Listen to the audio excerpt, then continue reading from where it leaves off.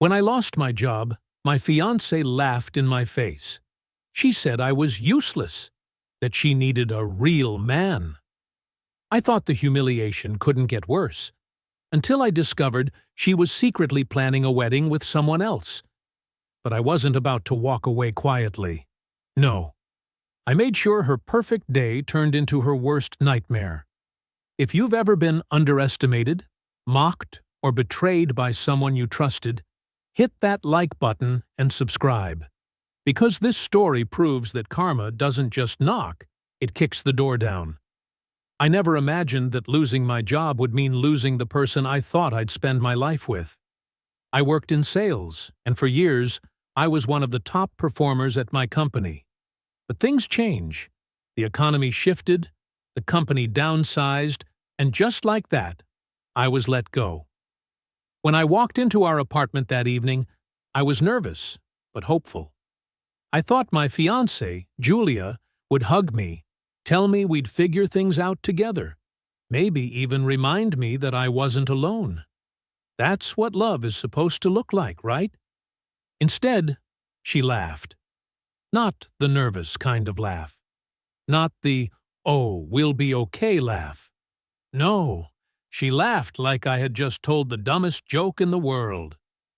"You?" she said, shaking her head. "The big-shot salesman who always bragged about closing deals? Now you can't even keep a job?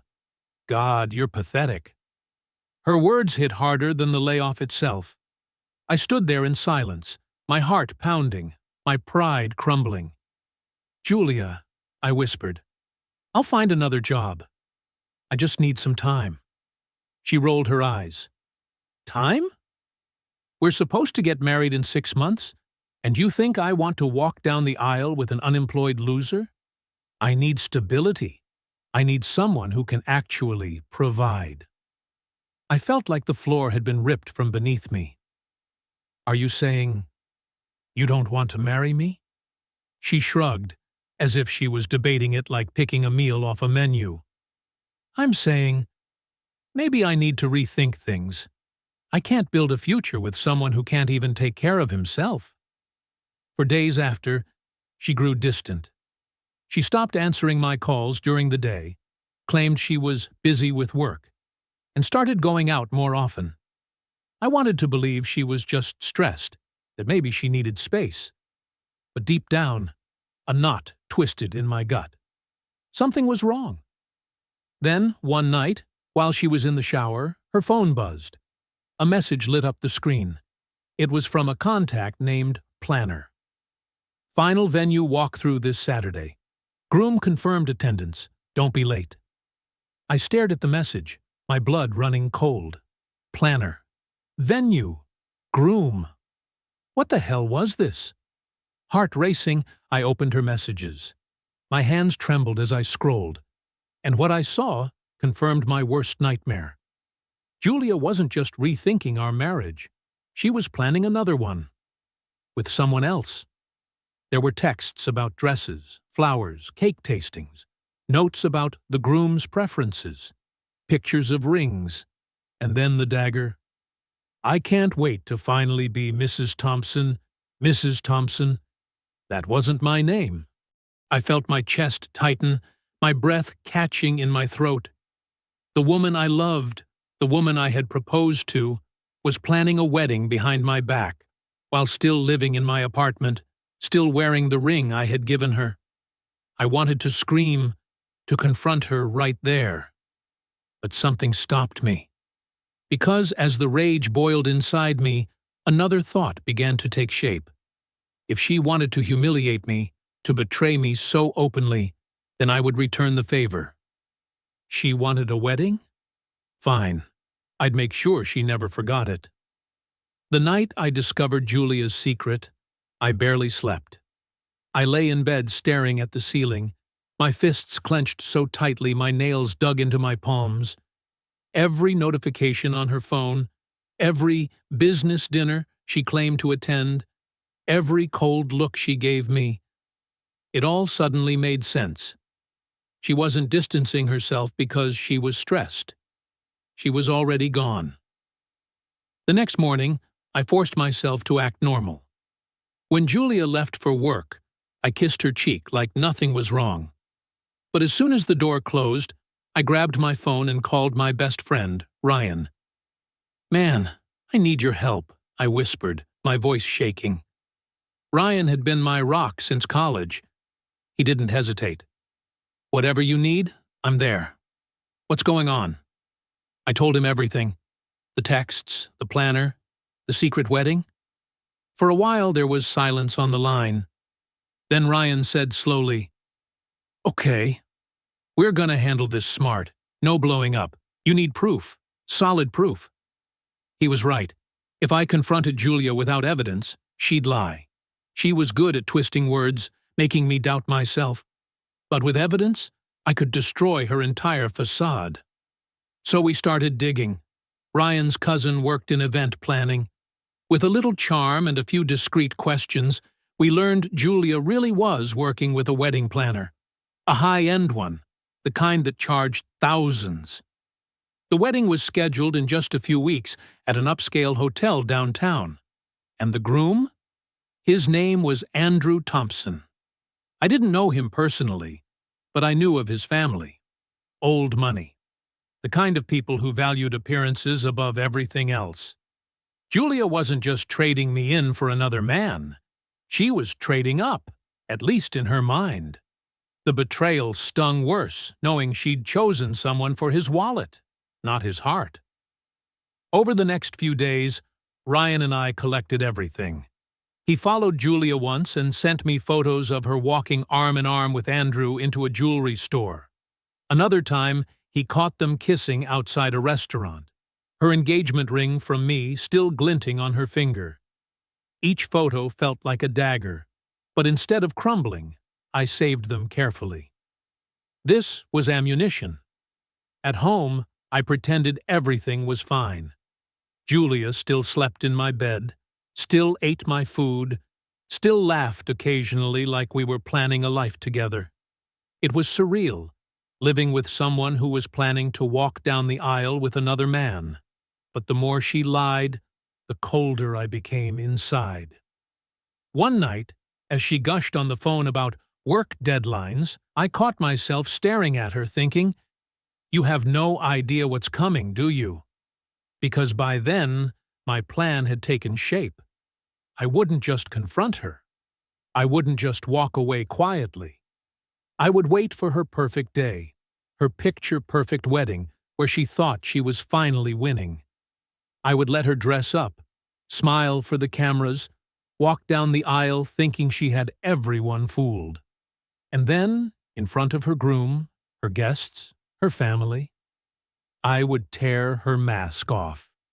Still, I needed to be careful. Timing was everything, so Ryan and I kept gathering proof. Screenshots of her texts, photos of her outings, bank statements showing she was spending money from our joint account on her secret wedding expenses. The pile grew taller, undeniable. And the more I looked at it, the more I realized this wasn't just about revenge. It was about showing Julia exactly who she had underestimated. She thought I was broken, pathetic, useless, without a job. She thought she could replace me like an old pair of shoes. But she forgot something important. The man she betrayed wasn't just going to disappear. I was going to make sure she regretted every single choice. The evidence was stacked so high, it almost felt unreal. Photos, receipts, texts, every detail of Julia's betrayal staring back at me from my laptop screen. But even with all that proof, a part of me still couldn't believe it. The woman I'd once imagined growing old with was planning a wedding with someone else, all while living under my roof. Ryan sat across from me one evening, sipping a beer while I scrolled through another batch of screenshots. "You've got enough to bury her 10 times over," he said flatly. "So what's the move?" I leaned back, staring at the ceiling. I want her to feel what I felt. Humiliation. Shock. That hollow pit in your stomach when you realize the person you trusted most just stabbed you in the back.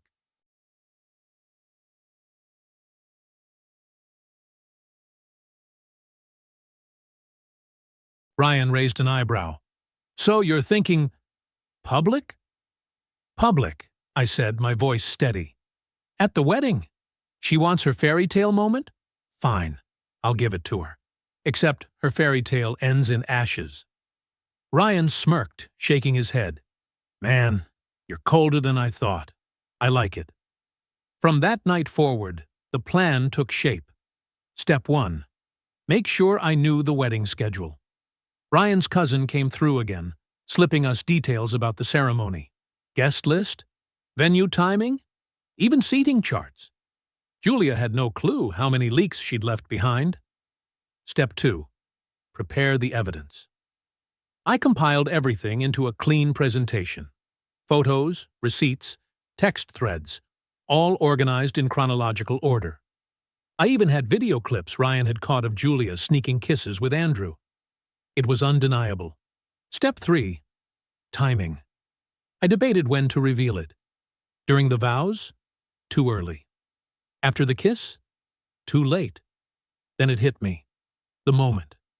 The one perfect moment when Julia would feel at the peak of her charade, thinking she had won. Walking down the aisle, smiling at her groom. All eyes on her. That's when I'd step in. The image alone gave me chills. Her dress flowing, flowers in hand, her smug little smile, right before everything shattered. The days leading up to the wedding were the hardest. I had to keep acting normal, pretending like nothing had changed. Julia barely noticed, too wrapped up in her secret life. One night, she even kissed my cheek and said, "Don't wait up, babe. I'm working late again." I almost laughed in her face. Instead, I nodded. Of course, be safe. She had no idea that I knew everything. No idea that the man she was marrying had been in contact with me. Oh yes, that was the other part of the plan. I'd reached out to Andrew. At first, he didn't believe me. But when I sent him the screenshots, Julia calling him the upgrade, mocking me for being unemployed, his fury was instant. "This is insane," he muttered over the phone. "She told me she was single, that she was supporting some lazy ex who refused to move out. I had no idea she was still engaged to you." "She's been lying to both of us," I said coldly. "The question is, what do you want to do about it?" Andrew was quiet for a long time. Then, with a sharp edge to his voice, he said, "Send me everything. Every last detail. I'll play along until the wedding day. Then we'll see how she likes it." That sealed it. The betrayal she thought she'd hidden so perfectly? It was about to explode in her face, with not just me but Andrew himself standing against her. Ryan clapped me on the shoulder the night before the wedding. "You ready?" I looked him dead in the eye. Tomorrow, Julia's world ends. The morning of Julia's wedding felt almost surreal. She still stayed at my place the night before, humming while she packed her bags, claiming she had a work conference out of town. I watched her toss dresses into a suitcase, her face glowing with excitement she thought she was hiding. She kissed me goodbye at the door, the same lips that would be kissing another man in less than 24 hours. "I'll be back in a few days," she said sweetly, eyes twinkling with lies. I forced a smile. "Take care, Julia." As soon as she left, I grabbed my folder of evidence, slipped on a suit, and met Ryan outside. My chest was pounding, my palms slick with sweat. This was it, the day I'd been waiting for. The venue was an upscale hotel downtown, dripping with luxury. Gold-trimmed doors, floral arrangements worth thousands, crystal chandeliers.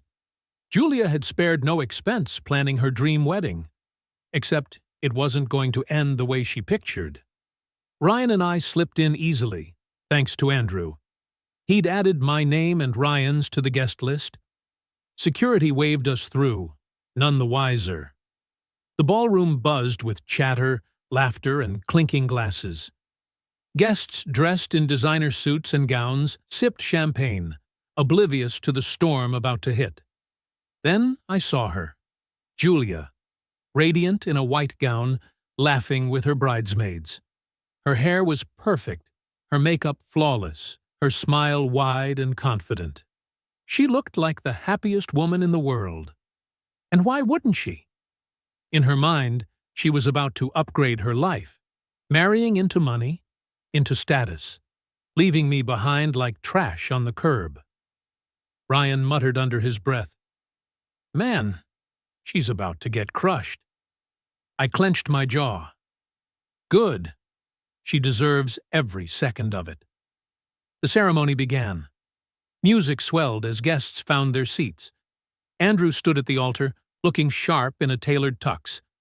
If anyone noticed the tension in his jaw, they didn't comment. The doors opened and Julia stepped into the aisle.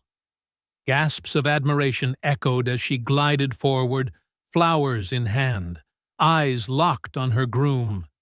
She smiled like a queen, soaking in the attention, the admiration, the fairy tale moment she had. Murmurs rippled through the room as silence fell. Julia froze mid-step, confusion flashing across her face. "Andrew? What's wrong?" He didn't answer. Instead, he turned his head toward me. My heart thundered in my chest as I rose from my seat, folder in hand, walking slowly into the aisle. Every eye in the room followed me. "Ladies and gentlemen," I began, my voice cutting through the silence. "Before this wedding continues, there's something you all need to see." Julia's face drained of color. "What are you doing here?" she hissed, her voice trembling. I ignored her, opening the folder and pulling out the first photo. Julia kissing Andrew outside the restaurant, while still wearing the engagement ring I had given her. I held it high for the guests to see. Gasps erupted. "This woman," I said coldly, "is not who she pretends to be. While living with me, still engaged to me, still wearing my ring, she was planning this wedding behind my back." I flipped to the next page, screenshots of her texts to Andrew, mocking me, calling me pathetic, saying she needed a real man. "Is this true?" someone shouted from the crowd. Julia stammered, her voice shaking. No, that's not—" But Andrew cut her off, his voice sharp. "Don't bother lying, Julia. I've seen everything. You played me too. You made me think you were single. You told me your fiancé was some lazy ex who wouldn't leave your apartment. You disgust me." The room exploded. Guests whispered, cameras flashed, relatives covered their mouths in shock. Julia's bridesmaid stepped back, eyes wide with betrayal. Tears welled in her eyes as she dropped the bouquet, her hands trembling. "Andrew, please, listen." But Andrew turned his back on her. "And me?" I stepped closer, lowering my voice so only she could hear. "You wanted to humiliate me. Instead, you humiliated yourself. Enjoy your happily never after." Her face crumpled, her perfect mask shattered. She collapsed onto a chair, sobbing, while the guests filed out, shaking their heads. Her fairy tale was over, and I had written the ending. The chaos after the wedding was something out of a movie. Guests whispered furiously as they left the hall, some shaking their heads, others pulling out their phones to gossip. Julia sat crumpled in her gown, mascara streaking down her cheeks, begging Andrew to listen. But Andrew didn't even glance back. He stormed out, his family close behind, their faces twisted with disgust. Within minutes, Julia went from bride-to-be to a pariah.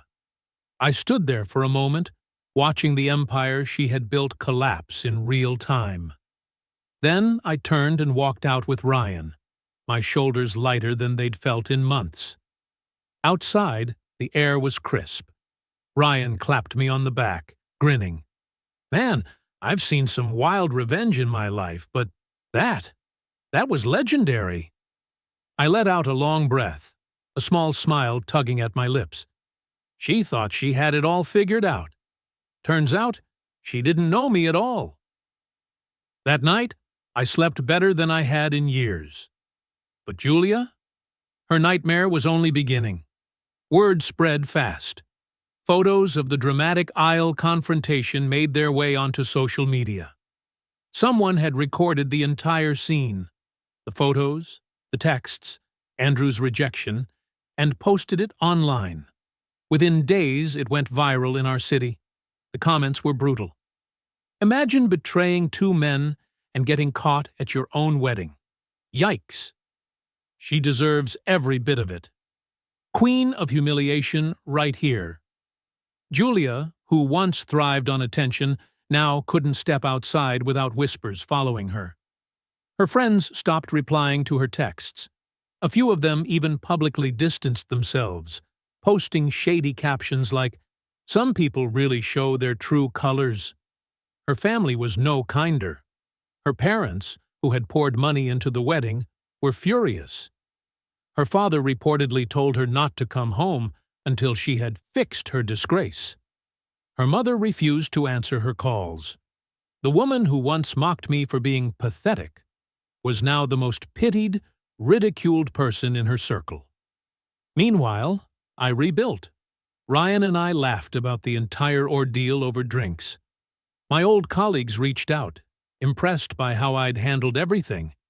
And then, a few weeks later, I landed a new job. Better pay, better hours, better everything. I felt like I was finally standing tall again, not just surviving, but thriving. One afternoon, though, as I was leaving the office, I saw her. Julia. She looked nothing like the woman I once loved. Her hair was messy, her clothes wrinkled, her eyes hollow. She approached me hesitantly, wringing her hands. "Can we talk?" she whispered. I paused, staring at her. A part of me almost didn't recognize her, this broken, desperate version of the woman who had once sneered at me. "There's nothing left to say," I replied firmly.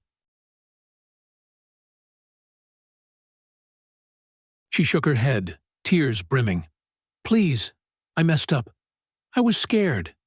I didn't know how to handle things when you lost your job. I thought Andrew was the better option. But he left me.